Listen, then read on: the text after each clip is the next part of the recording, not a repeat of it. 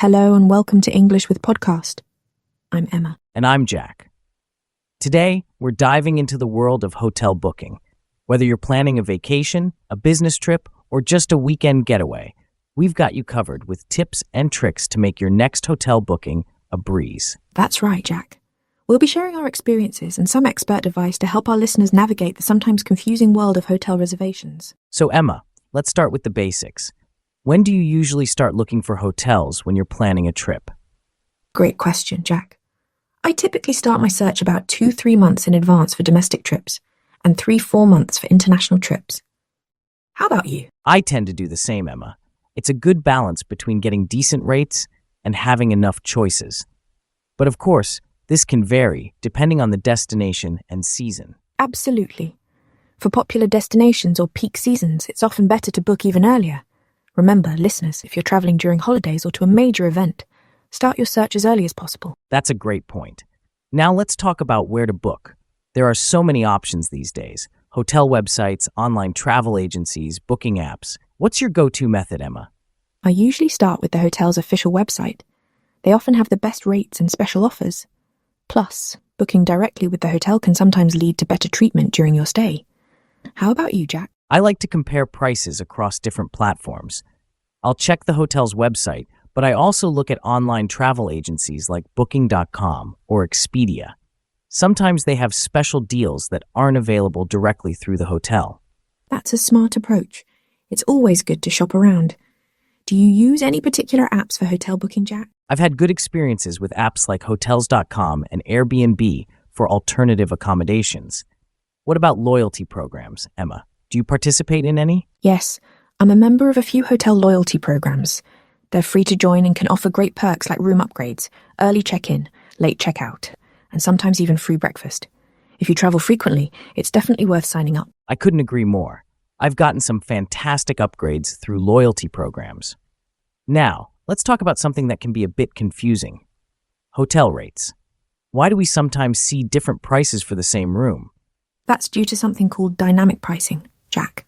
Hotels change their rates based on demand, day of the week, or even time of day. Weekends are usually more expensive in cities that attract leisure travelers, while weekdays might be pricier in business-centric cities. Right? And different rates might include different amenities or cancellation policies. Speaking of which, how important do you think it is to pay attention to cancellation policies? It's crucial, Jack. I always read the cancellation policy before booking.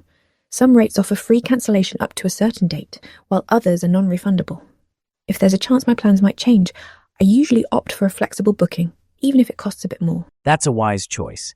It's all about balancing the potential savings with the risk of losing money if your plans change. Now, let's talk about something fun, upgrades. Any tips on how to score a better room, Emma?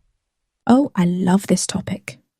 First, being a member of the hotel's loyalty program can help. Also, it never hurts to ask politely at check-in if any upgrades are available. I've had success mentioning special occasions like birthdays or anniversaries too. How about you, Jack? Those are great tips, Emma. I've found that arriving later in the day can sometimes work in your favor, as the hotel will know which rooms are still available.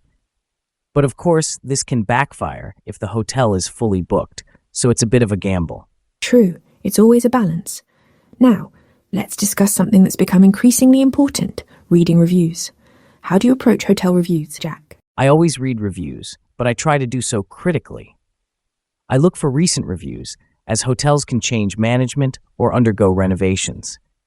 I also pay attention to reviews from travelers similar to me. A business traveler might have different priorities than a family on vacation. That's a great approach. I also try to look for patterns rather than focusing on one or two outliers. Sometimes people are more likely to write reviews when they have extreme experiences, either very good or very bad. Exactly. Now, Emma, sustainability in travel has become a hot topic. How do you factor that into your hotel choices? I'm glad you brought that up, Jack. I try to look for hotels with eco-certifications like LEED or Green Key. Some booking sites now have filters for eco-friendly hotels, which is really helpful.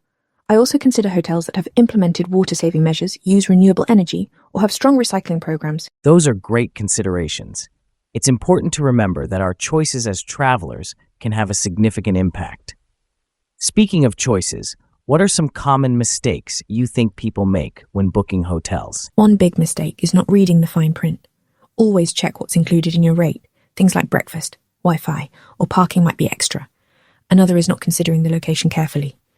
A cheap hotel might end up costing you more in transportation if it's far from the places you want to visit. Those are excellent points, Emma. I'd add that people sometimes forget to check the check-in and check-out times, especially if they have early or late flights. It's always worth asking if the hotel can accommodate early check-in or late check-out if you need it. Absolutely, Jack.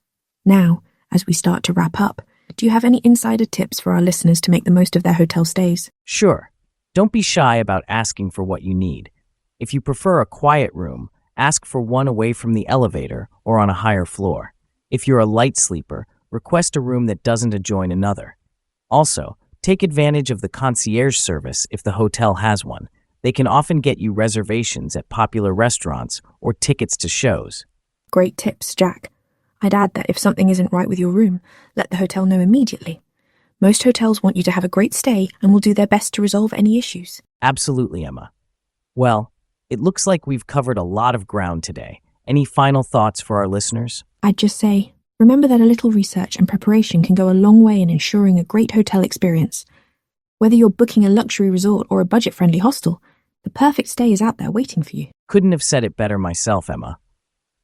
And to our listeners, we hope you found this episode useful for your future hotel bookings. That's all for today's episode of English with Podcast. If you enjoyed this content, don't forget to like, subscribe, and share with your friends. And remember, happy travels, everyone.